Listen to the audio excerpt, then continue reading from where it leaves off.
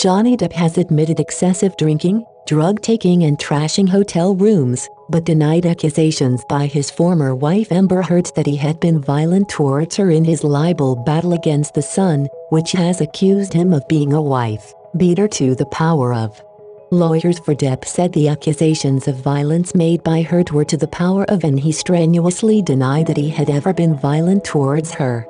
Giving evidence at the Royal Courts of Justice in London, Depp repeatedly insisted he had never been a violent individual but was someone who aspired to be a Southern gentleman to the power of. On the opening day of a 3-week trial, the 57-year-old Hollywood actor disputed accounts given by Heard of domestic violence during their marriage. The legal action has been brought by Depp after The Sun and its executive editor, Dan Wooten, published an article describing him as a wife beater based on allegations Heard had made. Heard, 34, who was in court, is due to give evidence for the newspaper in the coming days.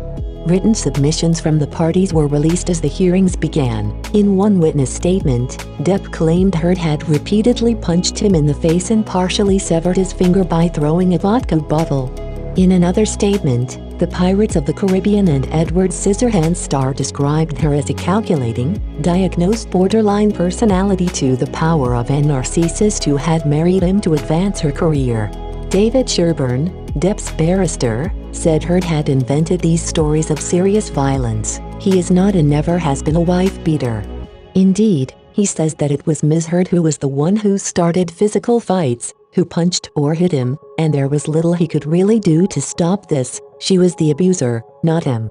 In a statement, Depp also said that he had decided to divorce Heard after she or possibly one of her friends to the power of defecated in their marital bed, and she dismissed it as a harmless prank to the power of. He said it was the final straw in their deteriorating marriage. A statement submitted by News Group newspapers, the publishers of The Sun, said it would demonstrate that the description of Amber Depp as a wife beater is entirely accurate and truthful to the power of. It added, the sting of the articles is correct, namely that Depp beat his wife Amber Heard, causing her to suffer significant injury and on occasion leading to her fearing for her life.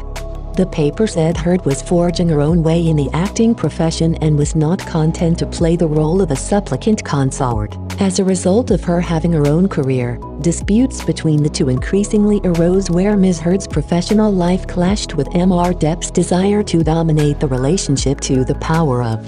After Depp entered the witness box, the accusations and counter-accusations intensified. The hearing was shown a short clip filmed by Heard on a mobile phone that appeared to show Depp drinking wine early in the day and smashing bottles or glass in their kitchen.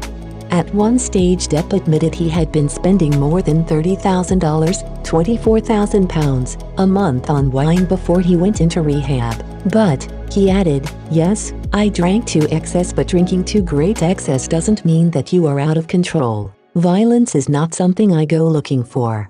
He had avoided confrontation in his relationship with Heard, he recalled. Whenever these situations would escalate, I would try and go to my own corner. I wanted to separate before things got out of hand. Questioned about drug use by Sasha Was QC, for The Sun, Depp said he had first started taking his mother's nerve pills to the power of at the age of 11. He stood by an earlier magazine interview he had given in which he said, I did every kind of drugs there were by the age of 14. He denied that he had ever indulged in destructive behavior to the power of. He had taken drugs initially, he said, because it was the only thing I found to numb the pain to the power of. He had not taken ketamine but agreed he had used cocaine, ecstasy, LSD, mushrooms and cannabis. Wells suggested Depp was someone who often expressed his anger by to the power of hotel rooms. She took him through one incident when he was said to have inflicted almost $10,000 worth of damage on a New York hotel room. I don't know the exact amount of damage, Depp answered. I made a few dents. Yes, it had been the culmination of a particularly bad couple of days to the power of, he said, because he had been screwed over by a friend to the power of. I was angry, he added. That didn't mean I had an anger problem. On that occasion I chose to express my anger. He denied that it had been because he had quarreled with a girlfriend.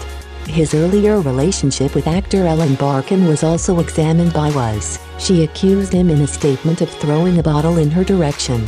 Depp replied, "Miss Barkin's statement about what she believed happened is not what happened. I don't want to call anyone a liar, but I can tell you that never happened."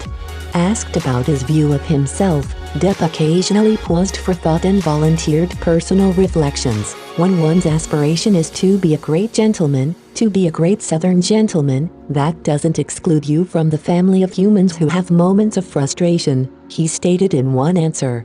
Heard's spokesperson said in a statement outside court before the trial, Amber was never asked for these proceedings to take place. Amber obtained a domestic violence restraining order against Depp back in 2016 and has tried to move on with her life. It is Johnny Depp who brought these proceedings against a British newspaper and has dragged her to the UK courts to give evidence on some of the most distressing moments of her life. The hearing continues. Since you're here, we're asking readers like you to make a contribution in support of our open, independent journalism. In these frightening and uncertain times, the expertise, scientific knowledge and careful judgment in our reporting has never been so vital. No matter how unpredictable the future feels, we will remain with you, delivering high-quality news so we can all make critical decisions about our lives, health and security. Together we can find a way through this.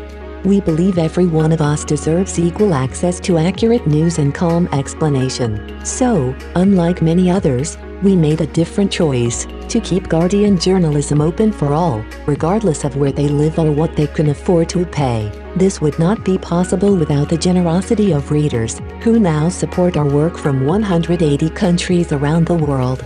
We have upheld our editorial independence in the face of the disintegration of traditional media, with social platforms giving rise to misinformation, the seemingly unstoppable rise of big tech and independent voices being squashed by commercial ownership. The Guardian's independence means we can set our own agenda and voice our own opinions. Our journalism is free from commercial and political bias, never influenced by billionaire owners or shareholders. This makes us different. It means we can challenge the powerful without fear and give a voice to those less heard.